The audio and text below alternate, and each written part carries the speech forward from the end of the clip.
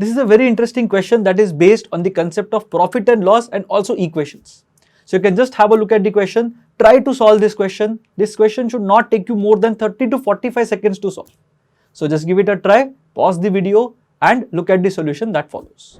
If you like our content and want to experience the IMS pedagogy, you can join the IMS Zero Fee Prep programs that will give you access to concept videos, sectionals, full-length tests and more for free. You may click on the I button or on the link in the description box below to access the same. Happy learning! So here we have been given two types of tea, A and B, and they are mixed and sold at 40 rupees per kg. Right? The profit is 10% if A and B are mixed in the ratio of 3:2 and 5% if this ratio is 2:3. So depending on the changes in this ratio, we will be able to figure out, or the amount of profit that we are going to get is going to change.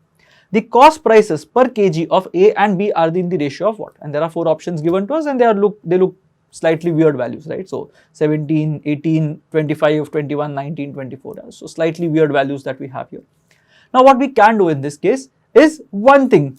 You can start with the traditional way in which you start a question, right? You can say that let the cost price of A be A rupees per kg and the cost price of B is B rupees per kg. Let's say for example they are mixed in the form of 3x and 2x when it comes to A and B and so on. Yeah, it's going to be a very complicated journey that. What we can do in this particular case is we can try to figure out what we can get, and again the question is very important. Nobody has asked you what is the cost price of A. Nobody has asked you what is the cost price of B. The question clearly asks you what is the ratio of the cost prices of A and B. So that is very important to understand.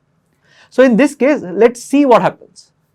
In the first case, if A and B are mixed in the ratio of 3:2, then the profit is 10%. Right? Now profit, as we know, is always going to be a percentage of the cost price that exists.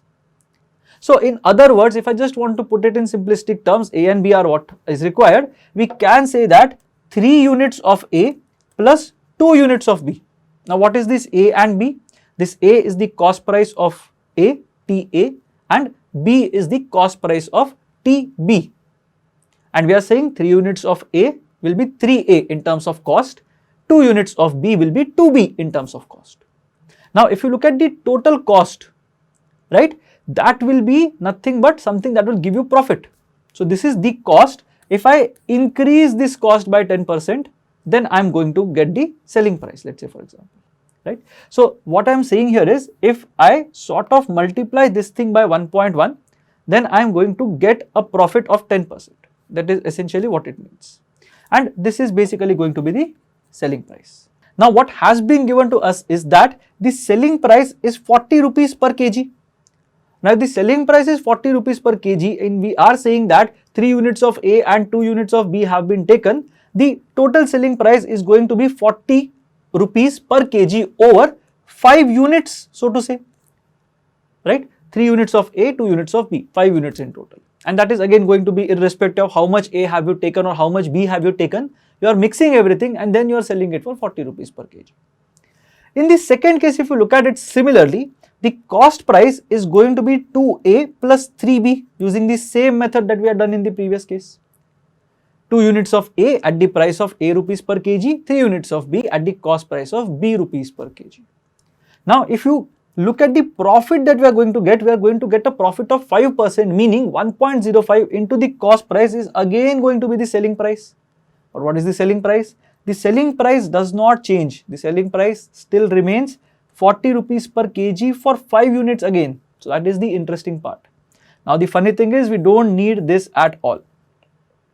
We have two equations that are present and we have two variables A and B and we are supposed to find the ratio. So we don't really care as to what happens to the right hand side. So we have to not worry about the right hand side at all. What we can do is we can equate these two. Why? Because both of these are equal to 40 rupees per kg multiplied by 5 units, right? So that is what we can do in this case. We can simply say it's 1.1 into 3A plus 2B equals 1.05 into 2A plus 3B. Now instead of multiplying numbers by 1.1, 1.05 and getting further confused, what you can do is you can just simplify these particular numbers that we have. So what we can do is we can write this as 110 by 100 into 3A plus 2B equals 105 by 100 into 2a plus 3b. That is the part that we are going to get. Now we can happily cancel out hundreds from both sides. We can cancel out a 5 from here, which will give us 22. We can cancel out a 5 from here, which will give us 21. 22 into 3a will be 66a. 22 into 2b will be 44b equals 21 into 2a will be 42a plus 21 into 3b will be 63b. Now you have got everything in the form of a and b, things become very easy. So if you look at the a's, 66a minus 42a will give us 24a and 63b minus 44b is going to give you 19b. That gives us our answer. The cost prices per kg of A and B, or A is to B, will be in the ratio of 19 is to 24. So the correct answer here is option 4, 19 is to 24.